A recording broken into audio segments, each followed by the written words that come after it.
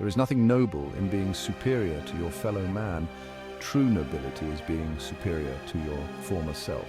Ernest Hemingway, a man of action and words, lived by this philosophy. He wasn't just a writer, he was a larger-than-life figure whose adventures and personality often overshadowed his literary genius. Hemingway's life was a tapestry woven with threads of war, love, loss, and an unquenchable thirst for experience. His writing, stark and powerful, captured the essence of these experiences, leaving an indelible mark on American literature. Hemingway's influence extends far beyond the printed page.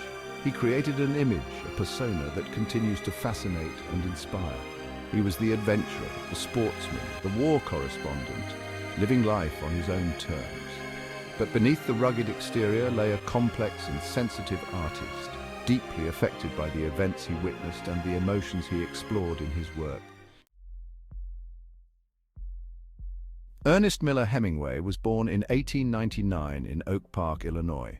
A suburb of Chicago, Oak Park provided a comfortable upbringing, but young Ernest longed for adventure.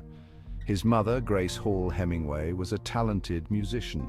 She nurtured his artistic side.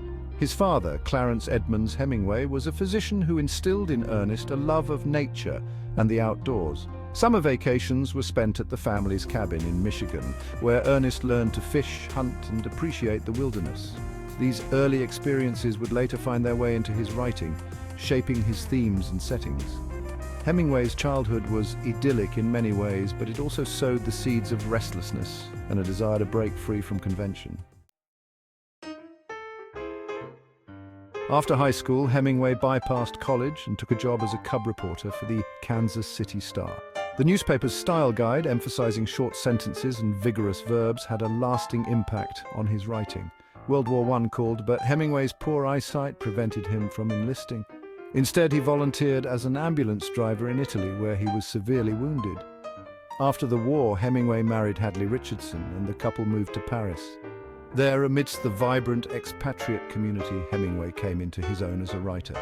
He befriended Gertrude Stein, Ezra Pound, and other literary figures who would become known as the Lost Generation.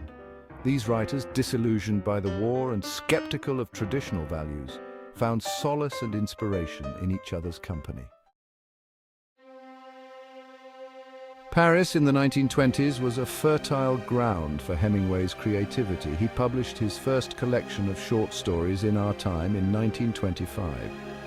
This was followed by The Sun Also Rises in 1926, a novel that captured the disillusionment and aimlessness of the lost generation. The novel was a critical and commercial success, establishing Hemingway as a major literary voice.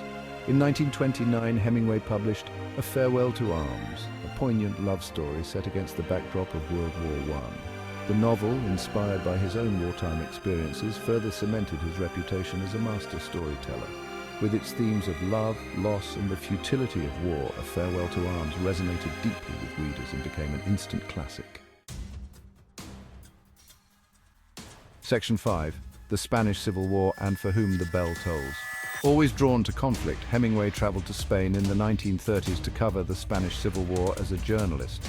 He was deeply moved by the conflict, siding with the Republican forces fighting against Francisco Franco's fascists.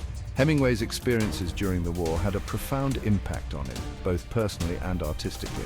Out of this tumultuous period came For Whom the Bell Tolls in 1940, Hemingway's most ambitious novel to date. Set during the Spanish Civil War, the novel tells the story of Robert Jordan, an American volunteer fighting for the Republicans.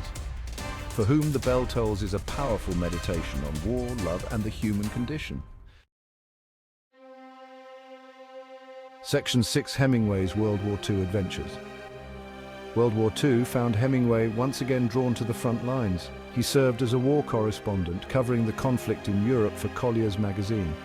Hemingway was present during the D-Day landings and the liberation of Paris. His dispatches from the front lines provided readers back home with a first-hand account of the war's horrors and heroism. Hemingway's wartime experiences left an indelible mark on him. He witnessed firsthand the brutality of war and the resilience of the human spirit. These themes would continue to resonate in his later works, even as he struggled to come to terms with the psychological toll of his experiences. Section 7, The Old Man and the Sea, A Triumphant Return. After the war, Hemingway settled in Cuba, where he continued to write. However, his literary output slowed in the post-war years, and he faced criticism that his powers were waning. But in 1952, Hemingway published The Old Man and the Sea, a short novel that would silence his critics and earn him the Pulitzer Prize for fiction. The story of an aging Cuban fisherman's epic battle with a giant marlin. The Old Man and the Sea is a testament to human endurance and the power of the human spirit in the face of adversity. The novel was an instant success, captivating readers with its simple yet profound prose and its timeless themes. Section 8. The Hemingway style, clarity, simplicity, and impact. Hemingway's writing style is as distinctive as his life story. He wrote in a spare, unadorned prose, favoring short sentences, active verbs, and concrete nouns. He avoided adverbs and adjectives, believing that the right words could convey meaning more powerfully than any modifier. Hemingway's writing is characterized by its clarity, simplicity, and impact. He believed in showing, not telling, and he used dialogue masterfully to reveal character and advance the plot. His writing is often described as masculine, but it is also deeply emotional, exploring themes of love, loss, courage, and the human condition with a rare honesty and vulnerability. Hemingway's influence on American literature is immeasurable. He revolutionized the way writers approach language and storytelling. Section 9. Turbulent Times and Personal Struggles. Hemingway's personal life was as tumultuous as his professional one. He was married 4 times and had numerous affairs. He was a notorious drinker and brawler, and he struggled with depression and mental illness. Hemingway's demons, fueled by alcohol and the psychological scars of war, eventually caught up with him. Despite his personal struggles, Hemingway continued to write. He published several more books in the 1950s, including Across the River and Into the Trees in 1950 and A Movable Feast in 1964, a memoir of his Paris years. These later works, while not as critically acclaimed as his earlier novels, provide valuable insights into Hemingway's life and creative process. Section 10. The End of an Era. In 1961, at the age of 61, Ernest Hemingway died by suicide at his home in Ketchum, Idaho. His death sent shockwaves through the literary world and beyond. Hemingway's passing marked the end of an era not just in American literature, but in American culture. He was a giant, a legend whose life and work had captured the imagination of a generation. Hemingway's death was a tragic loss, but his legacy lives on. His books continue to be read and studied around the world, and his influence can be seen in the work of countless writers who have followed in his footsteps. Hemingway's life and work continue to fascinate and inspire, reminding us of the power of words to illuminate the human experience. Section 11. Hemingway's enduring legacy. Ernest Hemingway's legacy is complex and multifaceted. He was a brilliant writer, a flawed human being, and a cultural icon. He left behind a body of work that is both timeless and deeply rooted in its time.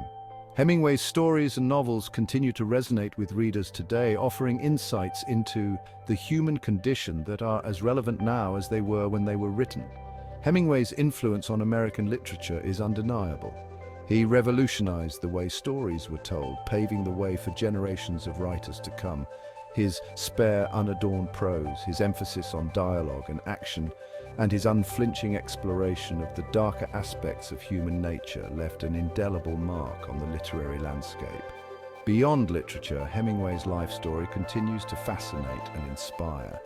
He was a man of action and adventure, a war correspondent, a sportsman, and a larger-than-life figure who embodied the spirit of his time. Ernest Hemingway's life and work serve as a reminder that the best stories, like the best lives, are often messy, complicated, and ultimately unforgettable.